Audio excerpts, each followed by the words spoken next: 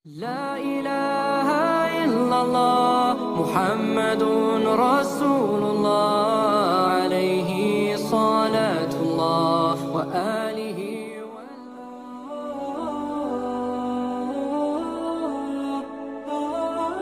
Assalamualaikum warahmatullahi wabarakatuh. Pada kesempatan kali ini kita akan bahas ketika ibunda Nabi Isa alaihissalam wafat, para malaikat dan jin pun ikut menangis. Namun sebelum lanjut, jangan lupa untuk sukai video ini dan berlangganan. Terima kasih. Suatu ketika Nabi Isa alaihissalam berkata kepada ibunya, "Dunia ini hanya sementara, sedangkan akhirat itu kekal. Untuk itu, marilah kita berangkat ke sebuah bukit di Lebanon untuk beribadah kepada Allah dengan puasa di siang hari dan sholat di malam hari. Perbekalan sudah tersedia di sana, berupa daun-daun untuk makanan dan air hujan untuk minumannya." Alkisah, mereka berangkat dan menetap cukup lama di bukit itu. Pada suatu hari, Nabi Isa alaihissalam pergi menuruni jurang untuk mengambil dedaunan, guna dijadikan sebagai makanan pada saat berbuka puasa. Pada saat itu, malaikat maut datang menemui ibunya. Setelah mengucapkan salam, sang malaikat berkata, "Wahai Maryam yang tekun berpuasa di siang hari dan beribadah di malam hari. Sebenarnya kamu ini siapa?" tanya ibunda Maryam. "Sekujur tubuhku bergetar mendengar suaramu, dan pikiranku meracau karena wibawamu," lanjut ibunda Nabi Isa alaihissalam. "Aku ini yang tidak punya kasihan terhadap anak karena kecilnya, tidak hormat pada yang besar karena dewasanya. Akulah yang bertugas mencabut nyawa," jawab malaikat maut. "Malaikat maut, apakah kedatanganmu kepadaku hanya berkunjung atau hendak mencabut nyawaku?" tanya ibunda Maryam. "Siapkah dirimu menghadapi maut?" tanya malaikat maut. "Maukah kamu memberi tempo barang sebentar saja? Aku sedang menanti kedatangan kekasih dan buah hatiku, permata dan penawar kegelisahan hatiku," pinta ibunda Nabi Isa alaihissalam. "Semuanya bukan aku yang menentukan. Aku hanya seorang hamba Allah yang diberi tugas. Demi Allah, aku tidak kuasa mencabut nyawa seekor nyamuk pun tanpa seizin Tuhanku. Aku tidak akan menunda sedikitpun untuk mencabut nyawamu di tempat ini," kata malaikat maut menegaskan. "Malaikat maut, kamu telah dipercaya mengemban tugas. Sekarang laksanakanlah tugasmu itu," sahut ibunda Nabi Isa alaihissalam. Malaikat maut pun kemudian mencabut nyawa Maryam. Nabi Isa alaihissalam datang terlambat ke tempat ibunya hingga masuk akhir waktu Isya. Ia datang menaiki bukit dan membawa dedaunan dan kubis di tangannya. Beliau tidak mengetahui kalau ibunya sudah meninggal. Ketika melewati mihrab ibunya dan memandang ibunya yang tegak di mihrabnya, beliau mengira bahwa ibunya tengah menyelesaikan salat fardunya. Setelah itu, beliau meletakkan apa yang dibawanya dan kemudian tegak beribadah hingga tengah malam. Seusai beribadah, beliau memandangi ibunya dan memanggilnya dengan suara yang penuh kasih dari dalam lubuk hati yang khusyuk. "Salam sejahtera mudah-mudahan tetaplah untuk bunda. Waktu kini telah malam. Sekarang tibalah saatnya berbuka bagi yang berpuasa, serta tiba pula saatnya untuk beribadah. Kenapa ibu berdiam diri tanpa melakukan semua itu?" Begitu cara Isa alaihissalam menyapa ibunya. Setelah sekian lama menunggu dan tidak ada reaksi dari sang ibu, Nabi Isa alaihissalam pun kembali. "Memang tidur itu nikmat," kata Nabi Isa alaihissalam. Kemudian kembali menghadap ke mihrabnya, tanpa sedikit pun makanan yang masuk ke dalam perutnya malam itu sampai sepertiga malam.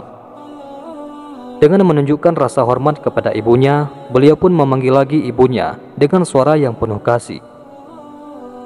"Salam sejahtera tetaplah kepada bunda."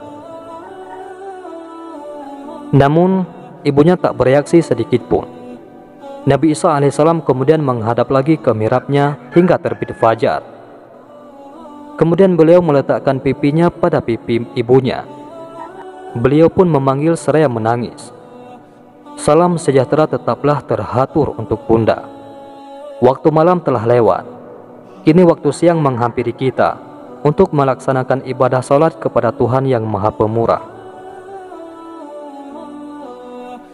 Melihat kejadian itu, para malaikat dan jin menangis. Bukit-bukit di sekitarnya bergema. Melihat hal itu, Allah lalu menguji para malaikat. "Mengapa kalian menangis?" tanya Allah Subhanahu wa Ta'ala. "Ya Allah, Engkau Maha mengetahui," jawab para malaikat.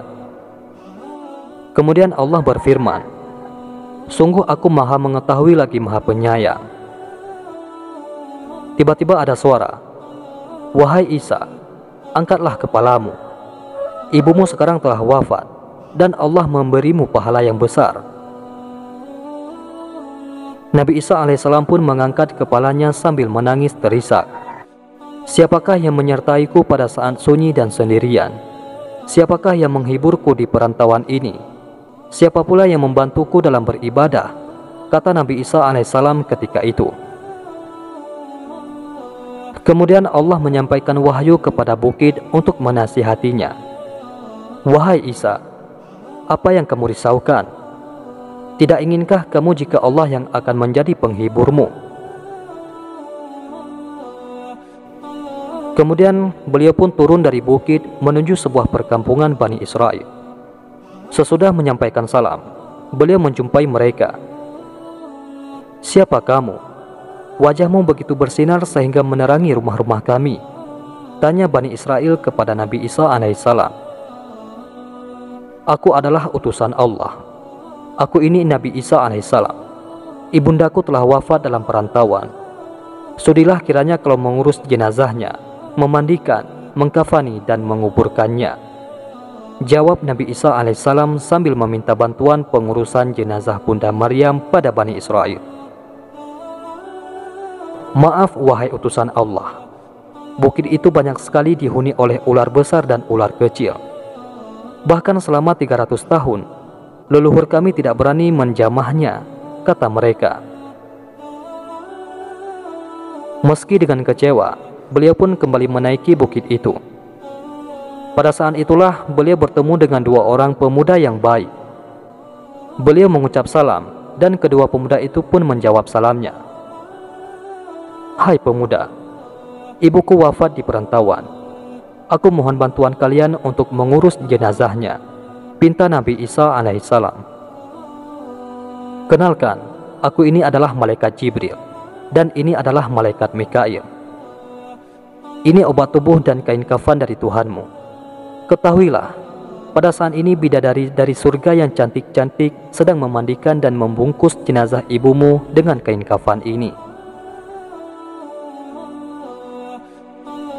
Lalu Jibrillah yang menggalikan kuburnya di atas bukit itu. Mereka menguburkannya setelah menyelati dan menghormatinya. Kemudian Nabi Isa alaihissalam berkata, "Ya Allah, hanya Engkau yang melihat posisiku dan mendengar keluhku. Tiada sedikit pun urusanku yang tersembunyi darimu. Ibundaku telah wafat, dan aku tidak menyaksikan wafatnya. Untuk itu, izinkanlah dia berbicara kepadaku." Setelah itu, datanglah wahyu yang mengizinkan dia berbicara dengan ibunya. Beliau berdiri tegak di makam ibunya seraya berbicara dengan prihatin. "Salam sejahtera tetaplah terhatur kepada Bunda," sapa Nabi Isa alaihissalam. Lalu terdengarlah suara dari dalam kubur, "Kekasihku, duhai buah hatiku. Wahai Bunda, apa yang Bunda peroleh di tempat pembaringan dan tempat kembali itu? Bagaimana pula Bunda menghadap Tuhan?" tanya Nabi Isa alaihissalam kepada ibundanya. "Aku memperoleh tempat pembaringan dan tempat kembali terbaik. Aku mendapat ridha Allah dalam menghadapnya," jawab ibunda Nabi Isa. "Wahai Bunda, bagaimana dengan rasa sakit saat maut menjemput?" tanya Nabi Isa alaihissalam menyempatkan diri. "Demi Allah yang telah mengutusmu sebagai Nabi yang membawa kebenaran, sampai saat ini rasa pedihnya maut masih belum hilang dari kerongkongan. Kehebatan malaikat maut pun belum lenyap dari pandangan mataku. Untuk itu, haturkanlah salam sejahteramu untukku hingga hari kiamat. Tutur ibunda Nabi Isa alaihissalam. Wallahu a'lam bishawab.